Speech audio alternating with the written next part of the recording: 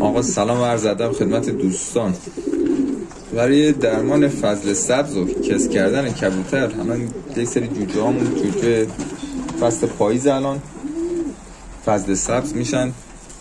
اینا رو برای روش درمانشون به محض اینکه فضل سبز مشاهده کردیم، فضل سبز جلبکی خیلی پررنگ لجنی رنگ، اینا مشکوک میشن به نیوکاسل. یعنی اگه پیگیری نکنید نیوکاسل میگیرن، ممکنه سریع گوشت کم کنن و تلفات بدیم.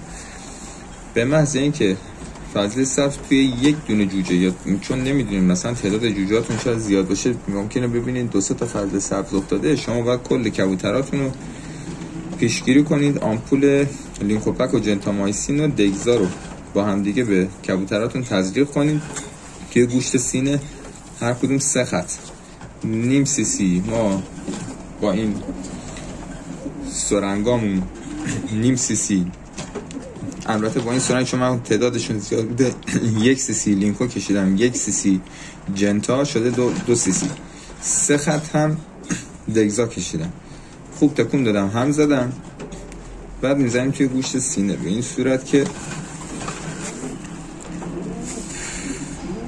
این خط جناق سینه است.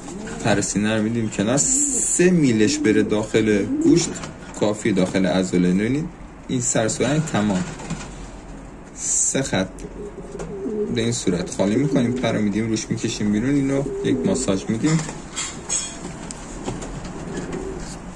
و تمام. 2 روز به پرنده‌تون تزریق کنین چون جوجه است، بیشتر از 2 روز احتیاج نداره. اگه بزرگ بود تا 4 روز. توی آبخوریشون هم حتما پروبیوتیک بریزین چون اینا آنتی بیوتیک، باکتری مفید معده رو هم از بین میبرن. پروبیوتیک توی آب بریزین. اگه مولتی ویتامین هم ریختین چه بهتر. یا علی، خدا نگهدار.